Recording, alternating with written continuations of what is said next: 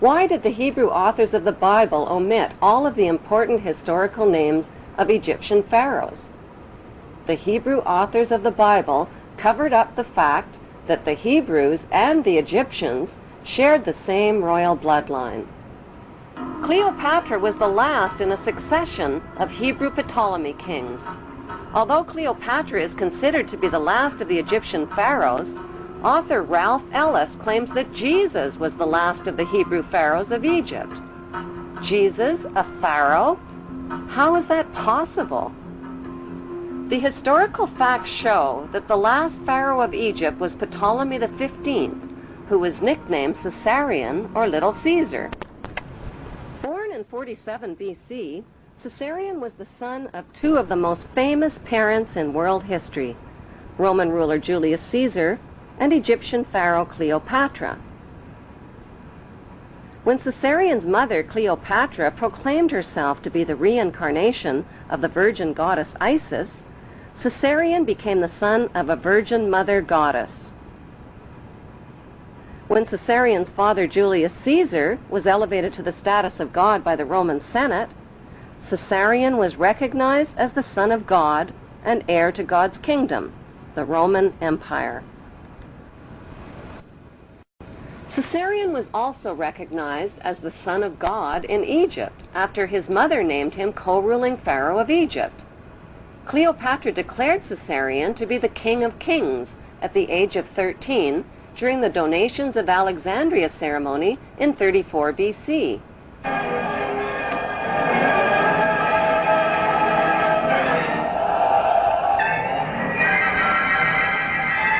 The face of history suddenly changed when Caesarion's father, Julius Caesar, was stabbed to death by his most trusted men.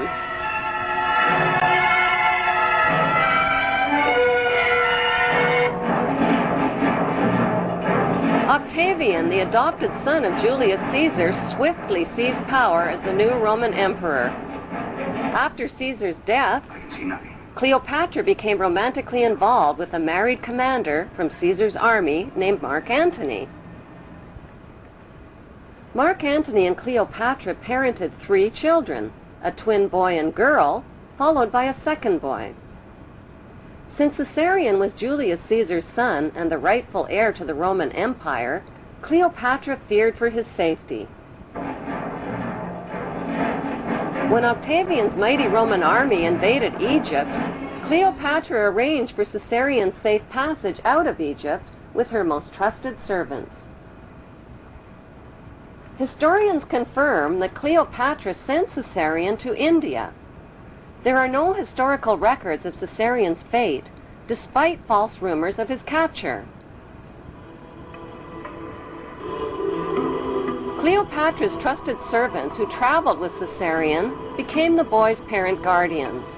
But who exactly were these parent guardians who Cleopatra entrusted her son to? Were their names Mary and Joseph by any chance? While Caesarion fled from Egypt with his parent guardians, Cleopatra and Mark Antony's 3 children were placed in the care of Mark Antony's wife. After suffering a crushing defeat against Octavian's invading Roman army, Mark Antony committed suicide by falling on his own sword.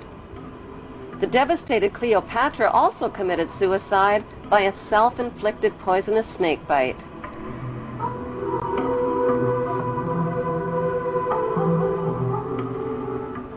While traveling undercover through Egypt with his parent guardians, Caesarion was forced to hide his identity and change his name.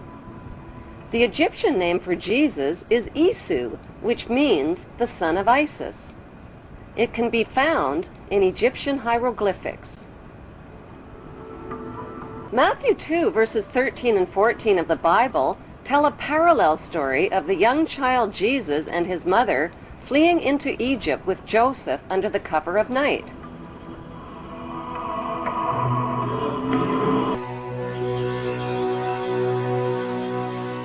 In the year 1887, a book was published in Russia which rocked the Christian world. It was vilified and condemned. It was called The Unknown Life of Jesus Christ. The writer, Nicholas Notovich, was a respected journalist.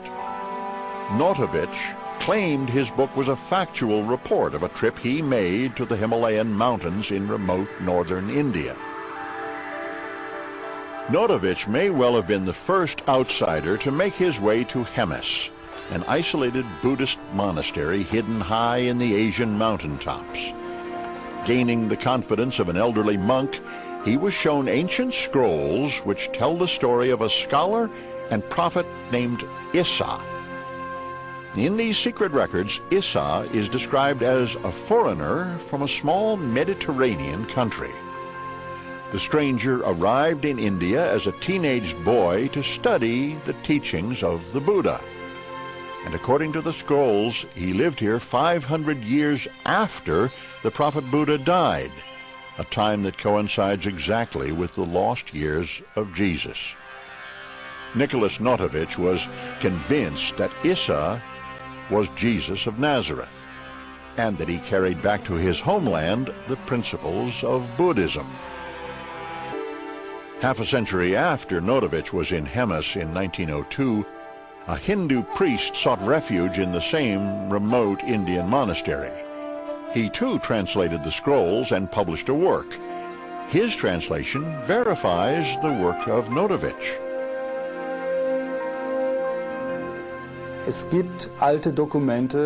Ancient writings do exist from both Persia as well as India, that Jesus did indeed travel to India, but we do not have 100% proof that he was there. The proof, however, does lie in his teachings when compared to sacred Buddhist writings. The authenticated ancient scrolls found at the Hemis monastery near Leh in Kashmir document the life of Saint Issa, leaving home at the age of 13, joining a merchant caravan, traveling the Silk Route, and arriving in India at the age of 14.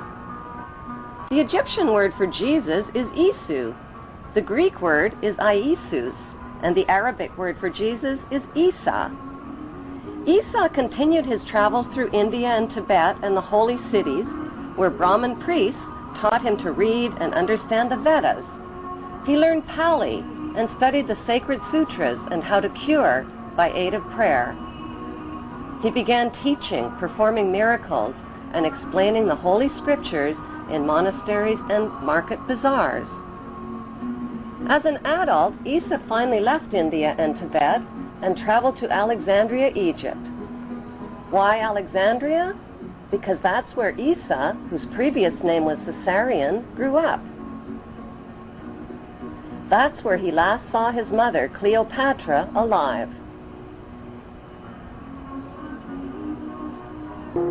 When Roman Emperor Octavian invaded Egypt, Cleopatra sent her 13-year-old son, Caesarion, to India with Mary of Bithynia and Mary's wealthy uncle-husband named Joseph of Arimathea. Since Caesarion was the true heir to the Roman Empire, Emperor Octavian wanted him killed. Mary and Joseph became Caesarion's adoptive parents and later his loyal disciples.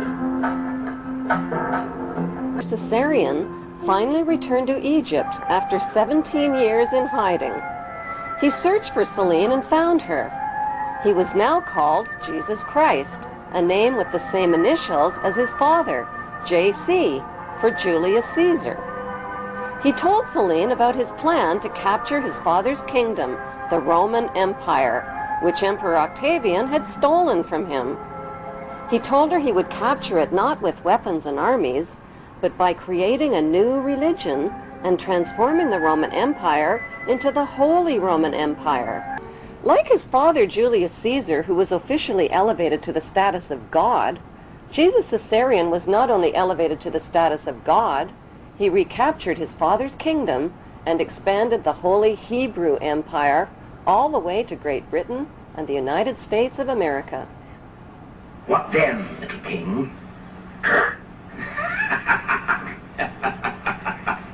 The big question is, if Caesarion was born in 47 BC, how could Caesarion possibly be Jesus? Jesus was born in the year 0, wasn't he? To begin with, the year 0 does not exist on today's Gregorian Christian calendar, which jumps from 1 BC to 1 AD. Experts confirm a 7-year error was made in converting from the Egyptian to the Roman to the Christian calendar. The only way to calculate Jesus' real age is from a Bible quote which states that Jesus was baptized in the 15th year of the reign of Emperor Tiberius. Since Tiberius grew up in Octavia's royal household with Caesarion's half-sister and brothers, that means Caesarion was very close in age to Tiberius, who was born in 3 BC. By comparing important dates in the Jewish, Muslim, and Christian holy books, there is a margin of error of at least 30 years.